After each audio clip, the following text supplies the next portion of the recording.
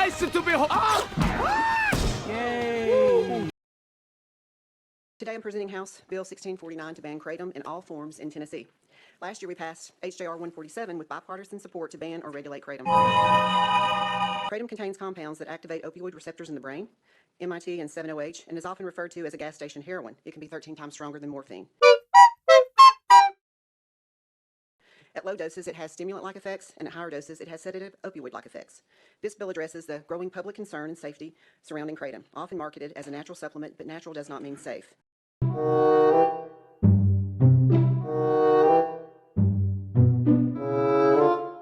The Food and Drug Administration maintains firm stance against the use of Kratom, natural and synthetic, stating it is not a safe dietary supplement and has no approved medical use, carries significant risk, it is illegal to market or add to food.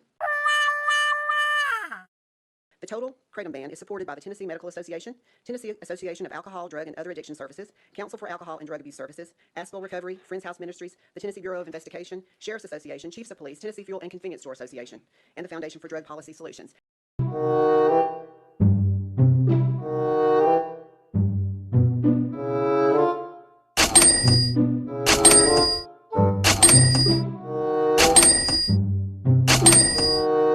This bill will do 6 things.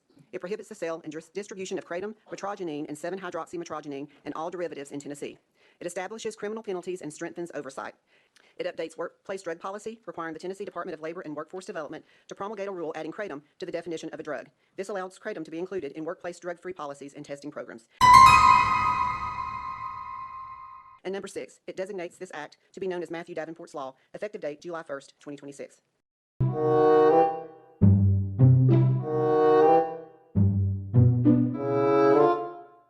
Taking the kratom that you're describing, would that simulate the same impact as being under the influence of alcohol? Because when I've talked to law enforcement, they continue to face that they pull someone over who cannot pass a field sobriety test, but then also they're not drunk, and then there's no way to identify without digging a little deeper what substance they're on.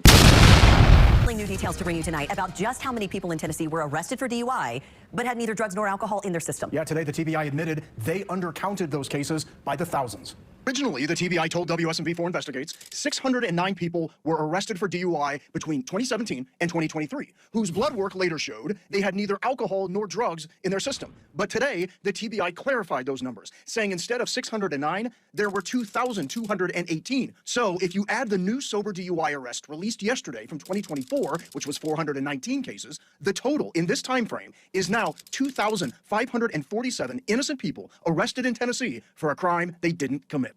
So in your medical opinion, can that being on kratom simulate the same impacts as being under the influence of alcohol?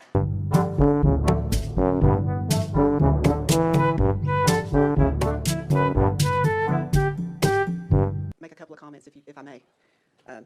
Unlike prescriptions or over-the-counter drugs, which must be proven safe and effective through clinical trials before sale, vitamins are regulated as a subcategory of food. They aren't FDA approved, but they are a subcategory of food, and that's the way they're marketed. I find it very interesting that for 10 years, 7-OH has been a controlled substance in this state.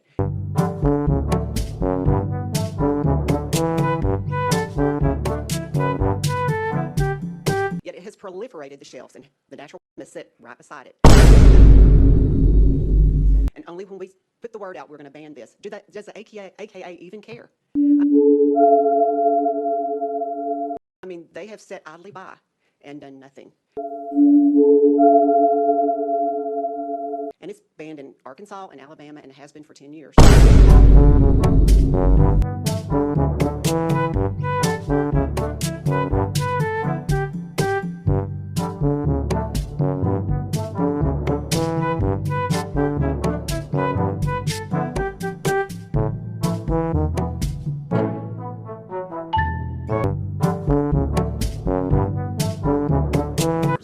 I told you I was going to support your bill, but honestly, after hearing her testimony, I'm a little bit conflicted about which way to go, and I wanted to make sure I told you that before we voted, so it wouldn't look like it was an ambush.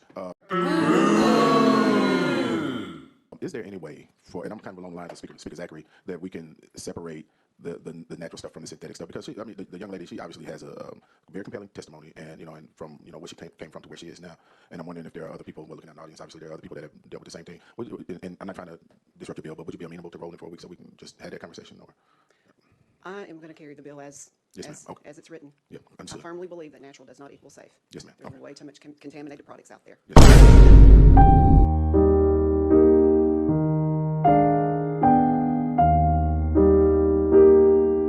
Chair Lady Hilton Haynes, thank you for carrying this legislation. I think, you know, one of the most important parts of this is whenever we was doing the vapes and all that, I went to some of these stores and I was amazed at how many of these pills and how much of this was on the shelves readily available. And the problem is I know how this goes, and I know that ultimately who this winds up in the hands of is our kids. What? That's what scares me about this, is it's just so easy to get, and people don't understand what it can do to you, and people can really, it leads to other drugs down the road. I know, you know, where that can lead you. I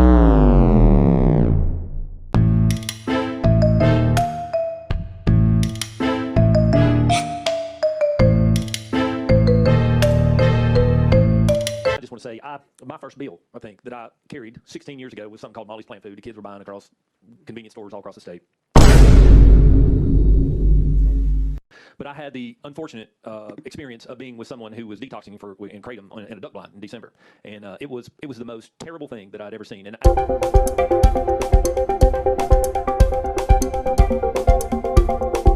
I had the pleasure of helping that person who was detoxing in the duck blind with me get the help that they need. They had to spend 50 days. I talked to a gentleman that provides inpatient care, and I said, this is phenomenal. When I picked him up on the side of the road, went to get gas in his car, I had to walk by glass cases filled in a convenience store with nothing but Kratom in them, knowing that he had to walk by that to use the restroom before I took him back to get his car.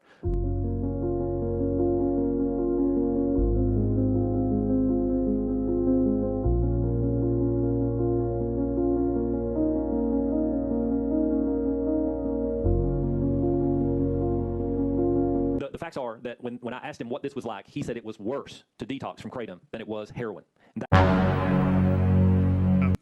Mr. Chairman, committee, I'm presenting this bill today that bans Kratom in all forms in Tennessee. Last year, we passed H.R. 147.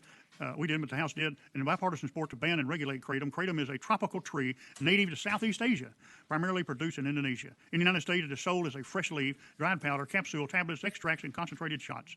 Kratom contains compound that active opioid receptors in the brain and is often referred to at gas station heroin. It can be 13 times stronger than morphine. At low doses, it is a stimulant-like effect. At higher doses, it is a sedative opioid-like effects. This bill addresses the growing public health and safety concerns surrounding Kratom, often marketed as a natural supplement, but natural does not mean safe. Food and Drug Administration maintains firm stance against the use of Kratom natural synthetic, stating it is not safe and has no approved medical use and carries significant risk. The Center of Disease Control states that Kratom is an emerging public health threat to potential overdose, addiction, and contamination, lead, and similarly. The Drug Enforcement Agency lists Kratom as a drug and chemical of concern with potential abuse and safety risks. Mr. Chairman, we've got some people who want to testify today, and it looks like we've got people that are in favor of the bill, and maybe we have some people that are not in favor of the bill, and then we've got, if needed, some others. How would you like to proceed? Do you want to go into recess? And okay.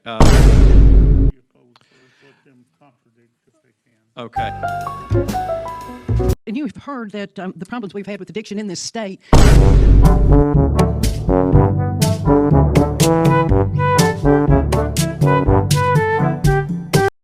Talk a little bit about how this could help people.